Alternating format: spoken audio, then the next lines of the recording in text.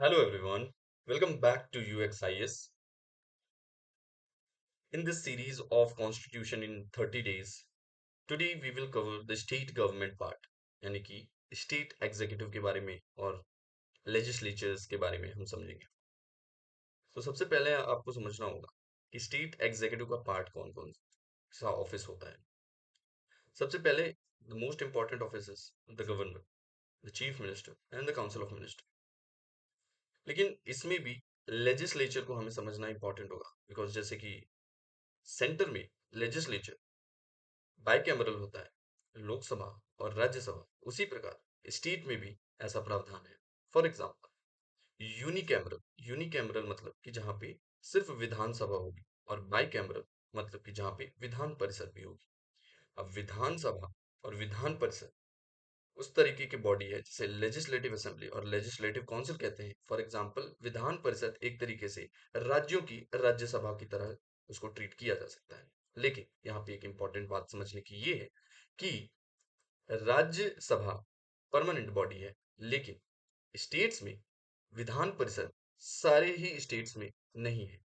यानी कि आज की डेट में अगर सिर्फ 6 ऐसे राज्य हैं जहां पे विधान परिषद की गठन की हुई है।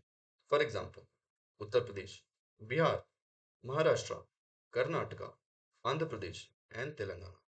These are the six states where Vidhan Parishad और legislative council already met, but rest of the states जहाँ पे यूनिकैमरल फॉर्मूला को अपनाया गया है, यानी कि वहां पे सिर्फ विधानसभा लेजिस्लेटिव असेंबली का गठन किया गया है। अब हम बात करते हैं पार्ट 6, जो कि स्टेट्स के बारे में पर्टिकुलरली बात करता है, जिसका आर्टिकल की बात करें तो आर्टिकल नंबर 152 से 237 तक स्टेट्स के बारे में बात की गई है। इसके स्ट्रक्चर के बारे में, इसके पावर्स, फंक्शनिंग, स्टेट गवर्नमेंट की हर चीज को पार्ट 6 में फ्रॉम आर्टिकल 152 टू आर्टिकल 237 तक कवर किया गया। चैप्टर 1 की बात करें तो आर्टिकल 152 में डेफिनेशन दी गई है स्टेट्स की। State does not include the Jammu and Kashmir due to its special status. लेकिन ये याद रखना, ये पहले का है। आज की डेट में अब इसे भी इंक्लूड कर दिया गया है। ठीक है, पहले ऐसा था कि जम्मू एंड कश्मीर को एक्सेप्शन बना करके लिया गया था, बट अब उसे भी इंक्लूड कर लिया गया है। तो चैप्टर 2 में एग्जीक्यूटिव की बात जहां से स्टार्ट होती है, यानी कि 153 से 167 तक के बारे में। आर्टिकल नंबर 153 जो कि गवर्नर ऑफ द स्टेट्स के बारे में कहता है। जैसा कि आपने देखा होगा आर्टिकल नंबर 52 में there shall be a president of India के बारे में बात कही गई है। उसी प्रकार राज्यों के लिए आर्टिकल नंबर 153 में, यानी कि 100+1 सेम आर्टिकल में कहा गया है there shall be a governor for the each state, यानी कि हर स्टेट के लिए एक गवर्नर होगा। और one person can be appointed as the governor for two और मोर स्टेट, यानी कि एक ही व्यक्ति एक स्टेट या एक से ज्यादा स्टेट्स के लिए भी गवर्नर नियुक्त किया जा सकता है। लेकिन ध्यान रखने वाली बात होगी कि ये जो पॉइंट है कि एक ही व्यक्ति एक स्टेट या एक स्टेट से ज्यादा स्टेट्स के लिए गवर्नर नियुक्त किया जा सकता है, इसे ऐड किया गया था seventh constitutional amendment act of 1956 के तहत। यानी कि ये स्टार्टिंग से ऐसा प्रावधान नहीं था, इसे बाद में अमेंडमेंट के थ्रू ऐड किया गया है। आर्टिकल 154 की बात करें तो executive power of the state के बारे में बात की गई है, यानी कि all the executive powers of the state is vested in the governor. अब आपको ध्यान में रखना होगा, अगर आपने प्रेसिडेंट का लेक्चर देखा होगा और ऑफ कोर्स आपने प्रेसिडेंट कवर किया होगा, तो आपको ये लिंक करना पड़ेगा कि जैसे आर्टिकल नंबर 53 में कहा गया कि all the powers, executive powers of the centre is vested in the president of India and he or she will be exercises these powers either directly or through subordinate। Same वही चीज copy paste, सिर्फ governor यहाँ पर add कर लिया गया है president को हटा करके, और ये सारी चीजें अप्लाई होंगी for the purpose of state government. यानी कि स्टेट की जितनी भी शक्तियां हैं वो गवर्नर के हिसाब से चलेंगी, यानी कि गवर्नर के नाम पे चलेंगी, जैसे कि सेंटर की प्रेसिडेंट के नाम पे चलती है। यानी कि functional part of the state, जो स्टेट लेजिस्लेटिव असेंबली होती है, उसके गवर्नर होते हैं, जैसे कि प्रेसिडेंट होते हैं हमारी संसद के। ठीक है, आई होप आपको ये बात समझ में आई होगी। अब बात करते हैं आर्टिकल नंबर 155 की। आर्टिकल नंबर 155 कहता है कि अपॉइंटमेंट कैसे होगा गवर्नर ऑफ द स्टेट से। ये कहता है governor is appointed by the president of India. ठीक है, यानी कि जो हमारे गवर्नमेंट है, गवर्नर है, वो प्रेसिडेंट ऑफ इंडिया, जो कि सेंटर में, बेसिकली अगर एक्चुअल देखा जाए तो सेंटर की यूनियन गवर्नमेंट जो वहां की काउंसिल ऑफ मिनिस्टर जिस व्यक्ति का नाम रिकमेंड करेगी, वो ही प्रेसिडेंट ऑफ इंडिया उसे अपॉइंट करेंगे as the governor of the states. ठीक है, अब बात करते हैं टर्म ऑफ ऑफिस की। आर्टिकल नंबर 56 में टर्म ऑफ ऑफिस के बारे में कहा गया है, यानी कि जो गवर्नर होंगे वो तभी तक अपने ऑफिस में रह सकते हैं जब तक प्लेजर ऑफ द प्रेसिडेंट होगा। यानी कि according to the constitution of India अगर कहा जाए तो वहां पे सिर्फ एक वर्ड यूज किया गया है, that is pleasure of the president of India. यानी कि जब तक कि सेंट्रल गवर्नमेंट चाहेगी, pleasure of the president it means that the council of minister of the union और स्पेसिफिकली प्राइम मिनिस्टर जब तक चाहेंगे, तब तक व्यक्ति अपने पद पर रहेगा as per the constitution, because it states that the pleasure of the president. But normally tenure इनका 5 साल होता है, लेकिन इससे पहले भी इन्हें रिमूव किया जा सकता है और इसके बाद भी इन्हें कंटिन्यू किया जा सकता है। दोनों प्रावधान है, इसके बारे में केसेस भी हुए हैं, केसेस में भी हम इसके डिटेल अभी चर्चा करेंगे। आर्टिकल नंबर 157 और 158 क्वालिफिकेशन और कंडीशन के बारे में कहता है कि जो भी व्यक्ति गवर्नर बनेगा वह इंडियन सिटीजन होना चाहिए, उसकी एज 35 प्लस होनी चाहिए और किसी भी प्रकार का ऑफिस ऑफ प्रॉफिट होल्ड नहीं किया जाना चाहिए उसके द्वारा, और he is entitled to official residence or emoluments as per the prescribed by the government policy or the act whatsoever is made for them। ठीक है, नाउ आर्टिकल नंबर 161 के बारे में पार्डनिंग पावर्स के बारे में बात की है, लेकिन पहले याद रखना होगा कि 159 में ओथ के बारे में बात की गई है। यानी कि जो गवर्नर है उसको अपॉइंट तो प्रेसिडेंट ऑफ इंडिया करते हैं, लेकिन उसको ओथ कौन दिलाता है ये याद रखना है, उसको प्रेसिडेंट ऑफ इंडिया ओथ नहीं दिलाते हैं, उसको chief justice of high court, यानी कि जिस भी राज्य के वो गवर्नर नियुक्त कर रहे हैं, हो रहे हैं, उसी राज्य के chief justice of the high court उनको शपथ दिलाएंगे। और इसी के उसमें जब chief justice of high court की शपथ होती है तो गवर्नर ऑफ द स्टेट उनको शपथ दिलाते हैं, जबकि वो अपॉइंट किए जाते हैं प्रेसिडेंट ऑफ इंडिया की तरफ। ठीक है, तो यहाँ पे एक चीज को लिंक करके आपको समझना पड़ेगा। नाउ आर्टिकल नंबर 158 में एक चीज कही गई है जो हमें समझना होगा कि किसी भी प्रकार का इमोल्यूमेंट्स, अलाउंसेस, ये आप जब तक कि वह व्यक्ति गवर्नर के पद में है उसे आप डिक्रीज नहीं कर सकते, इंक्रीज कर सकते हैं बट डिक्रीज नहीं कर सकते to maintain the independence of that office. ठीक है, ये याद रखना। तो आर्टिकल नंबर 161 कहता है कि गवर्नर के पास जो पार्डनिंग पावर्स हैं उसमें governor has the power to grant the pardons, reprieves, respite और remission for the offence against the state laws, जो कि स्टेट के तहत किए गए हैं। ठीक है, ये याद रखना। आर्टिकल नंबर 163 में काउंसिल ऑफ मिनिस्टर और इसके बाद के बारे में बात की गई है, यानी कि जो गवर्नमेंट है और प्रेसिडेंट वगैरह, प्रेसिडेंट रूल, असेंबली, ये सारी चीजें। लेकिन इससे पहले हम गवर्नर को थोड़ा सा डिटेल में समझेंगे जो हमारे एग्जाम पॉइंट ऑफ व्यू से इंपॉर्टेंट हो सकता है। देखो,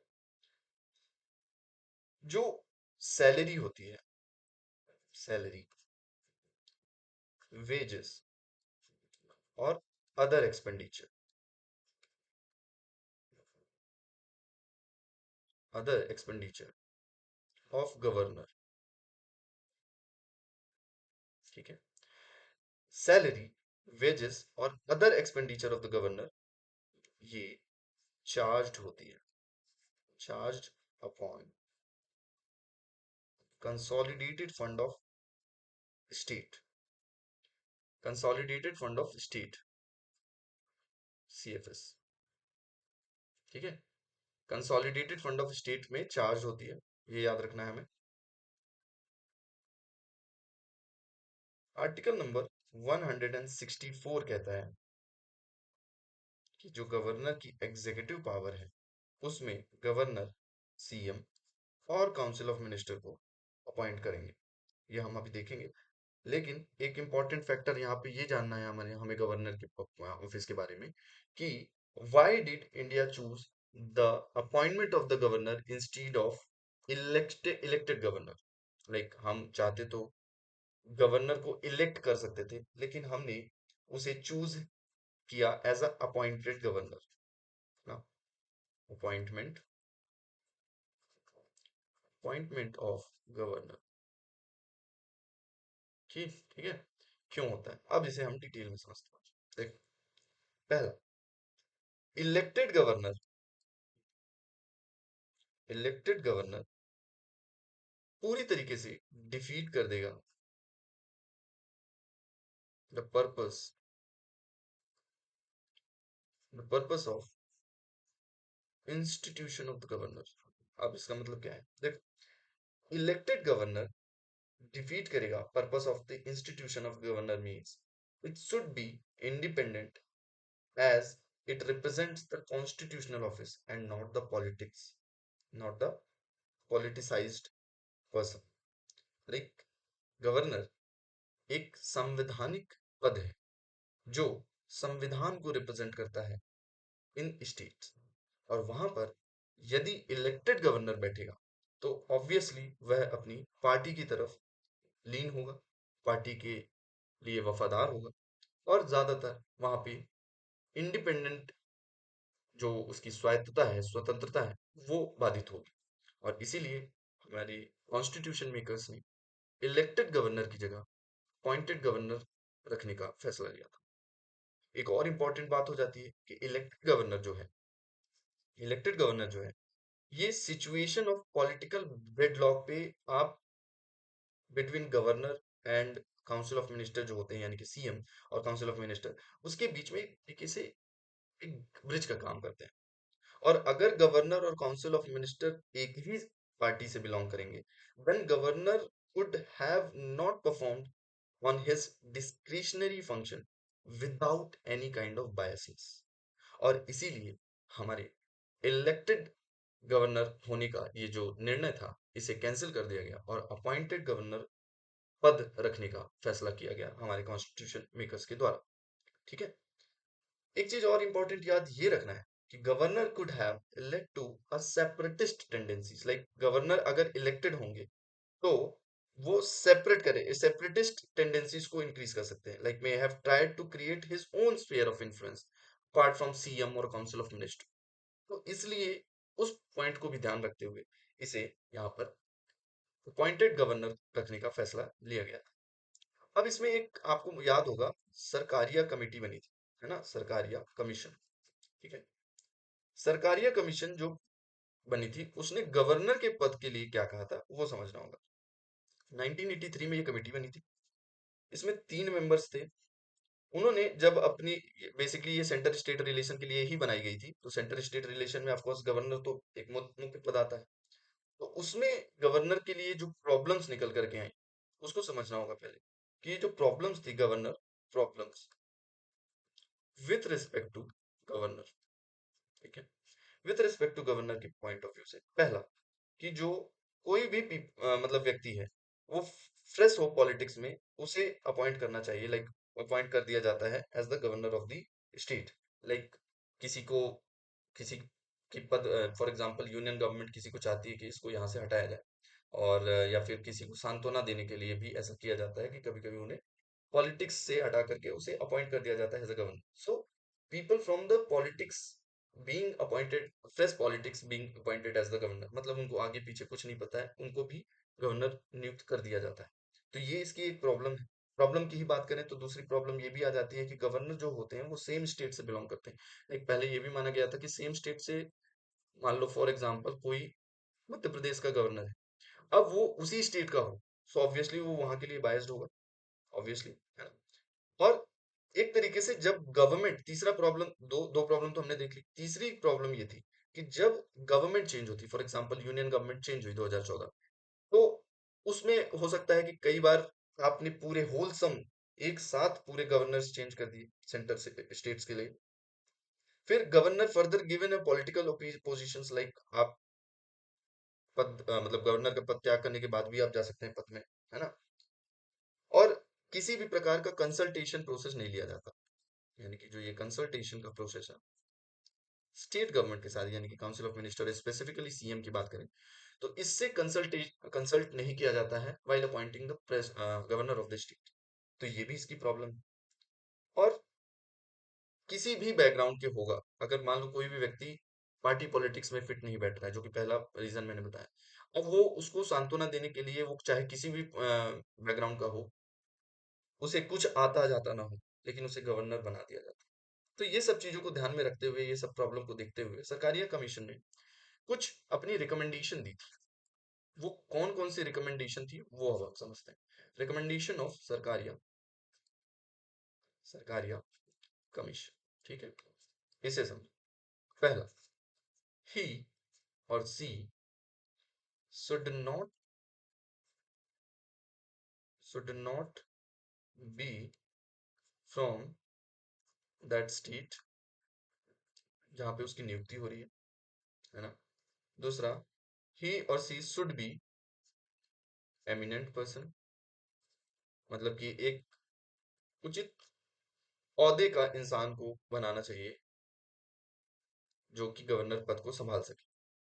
तीसरा, he should not active in politics, यानी कि ऐसे व्यक्ति को बनाओ जो पॉलिटिक्स में एक्टिव ना हो, ताकि वो अपनी पॉलिटिक्स के लिए बायस होकर के काम ना करे। चौथा, अलाउड टू कंप्लीट हिज और हर 5 ईयर टर्म नॉर्मल सिचुएशन, यानी कि जैसे कि पहले होता था कि कई बार स्टेट मतलब यूनियन में गवर्नमेंट चेंज होते ही सारे के सारे होल सम में गवर्नर को चेंज कर दिया जाता था। लेकिन सरकारिया कमीशन की जो सबसे बड़ी रिकमेंडेशन थी उसमें एक ये भी रिकमेंडेशन थी कि आप एटलीस्ट नॉर्मल सिचुएशन में गवर्नर को 5 साल का टर्म उसको पूरा कंप्लीट करने दिया जाए। उसके पहले बिना मतलब को, यानी कि जो नॉर्मल कंडीशन की ये सिचुएशन रखी गई है, नॉर्मल सिचुएशन में आप उसको रखें, विदाउट इमरजेंसी आप ना हटाएं, ऐसा उसने कहा नहीं, बट इसका मतलब वही निकल रहा है कि allowed to complete his her 5 year terms in the normal circumstances, ठीक है। और एक इंपॉर्टेंट बात कही कि इनका रीअपॉइंटमेंट नहीं होना चाहिए, यानी कि no reappointment should be allowed, ठीक है। एक और इंपॉर्टेंट बात कही थी, इसमें कहा गया था कि जो रिमूवल प्रोसेस है वो होना चाहिए पूरे रिमूवल प्रोसेस के थ्रू, ठीक है, ताकि उनके पास एक सिक्योरिटी ऑफ टेन्योर और इंडिपेंडेंस मौजूद हो, यानी कि उनकी इंडिपेंडेंस, उनकी स्वायत्तता, उनकी स्वतंत्रता उनके हाथ में हो। जैसे कि रिमूवल प्रोसेस जजेस के लिए होता है, जैसे कि रिमूवल प्रोसेस प्रेसिडेंट के लिए होता है, ठीक उसी प्रकार रिमूवल प्रोसेस के थ्रू गवर्नर को रिमूव करना चाहिए, ऐसा सरकारिया कमीशन ने कहा था अपनी रिपोर्ट। अब बात करते हैं BP single VP single versus constitution of India 2010 के बारे में। इसमें सुप्रीम कोर्ट ने कुछ बात कही थी जो हमें समझने की जरूरत है। इसमें कहा था कि जो रिमूवल है ना गवर्नर का, जो रिमूवल है, removal it can not happen on account of governor being out of sync with central government. इसका मतलब ये था कि जैसे कि गवर्नमेंट चेंज होती थी सेंटर में, तो वो अपने चेंज होने के साथ साथ ही ऐसे व्यक्तियों को गवर्नर नियुक्त करती थी जो उनकी पार्टी पॉलिटिक्स से थोड़ा सा अलाइंड होते थे, या यूं कहें कि अपनी ही पॉलिटिक्स जो उनकी पॉलिटिकल पार्टी होती है उन्हीं के लोगों को नियुक्त करते थे, ताकि वो उनके जो आइडियोलॉजी है उनसे अलाइंड रहे। तो सुप्रीम कोर्ट ने BP Singhal versus constitution of India case of 2010 में कहा था कि जो रिमूवल प्रोसेस है it can not happen on the account of governor being out of the sync with the central government, यानी कि गवर्नर सुप्रीम कोर्ट ने कहा कि गवर्नर नाइदर, यानी कि गवर्नर ना तो एम्प्लॉय है सेंट्रल गवर्नमेंट का, ना ही एजेंट है सेंटर का, बल्कि गवर्नर जो है ये एक गवर्नर जो है ये एक कॉन्स्टिट्यूशनल ऑफिस है, जो कि कॉन्स्टिट्यूशन को रिप्रेजेंट कर रहा होता है एट द स्टेट लेवल। और change of the government at the centre level not should not be a reason for the removal of the governor। ये सुप्रीम कोर्ट ने कहा था अपने इस जजमेंट। सुप्रीम कोर्ट ने ये भी कहा था कि judicial review in case of malafide और आर्बिट्ररी रिमूवल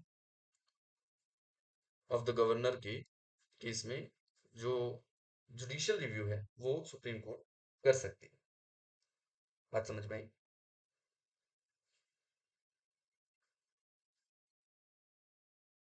नाउ सबसे बड़ा मुद्दा गवर्नर के पद के लिए आ जाता है कि क्या संविधान में गवर्नर की डिस्क्रिशनरी पावर को के बारे में बताया गया है, लाइक कॉन्स्टिट्यूशन ऑफ इंडिया, संविधान ने डिस्क्रिशनरी पावर गवर्नर को दी है और उसकी क्या क्या स्पेशल रिस्पॉन्सिबिलिटी बनती है वो हमें जानने की जरूरत है। तो आर्टिकल नंबर 239 क्लॉज 2 में स्पेसिफिकली कहा गया है कि जो प्रेसिडेंट होंगे ये अपॉइंट करेंगे गवर्नर को as a administrator of adjoining UT. अभी हमने समझा कि जो गवर्नर है वो स्टेट के बारे में कहेगा, यानी कि स्टेट में गवर्नर की नियुक्ति की जाएगी, लेकिन यूटी भी तो आएगा, यूटी में भी लेफ्टिनेंट गवर्नर होते हैं, तो उनके बारे में एडमिनिस्ट्रेटर, लेफ्टिनेंट गवर्नर, उसके बारे में डिस्कशन कहाँ किया गया? उसके बारे में 239 क्लॉज 2 में कहा गया है कि president may appoint the governor as the administrator of adjoining UT, यानी कि उनके बगल में जो कोई साथ में जुड़ता हो कोई यूटी, तो उसको एज अ एडमिनिस्ट्रेटर नियुक्त किया जा सकता है। For example Chandigarh. So Chandigarh is a UT, आप सभी जानते हैं। सो पंजाब और हरियाणा में जो गवर्नर है उनमें से उनको मतलब नियुक्त किया जा सकता है एज एडमिनिस्ट्रेटर, या फिर अलग से भी किया जा सकता है, ऐसा कोई रूल नहीं है। And when the governor is functioning as an administrator, याद रखना, when the governor is functioning as the administrator of that particular UT, he or she is free from the advice of the council of minister of the state which he or she is governor। ठीक है। Now situational discretion की बात करें कि क्या क्या से कौन कौन सी सिचुएशनल डिस्क्रिशन मिली हुई है गवर्नर को, तो उसमें पहला आता है appointment appointment of CM, dismissal of minority government minority government, reconsideration reconsideration of advice of council of minister और पर्टिकुलरली सीएम, यानी कि veto with respect to the state legislature only once, याद रखना, बाद में भेजेंगे तो उसको एक्सेप्ट करना पड़ेगा, same as the central level पे। ठीक है। आपको पता होगा कि जो हमारी सरोजनी नायडू जी थी, हमारी इंडियन फ्रीडम फाइटर, वो पहली विमेन गवर्नर थी, और वो भी किस राज्य की? उत्तर प्रदेश की। और उन्हीं की बेटी पद्मजा नायडू पद्मजा नायडू जी, ये पहली लेडी गवर्नमेंट थी, यानी कि विमेन गवर्नर थी। सॉरी, मैंने गवर्नमेंट बोल दिया। पहली विमेन गवर्नर थी वेस्ट बंगाल की। ठीक है। 1956 67।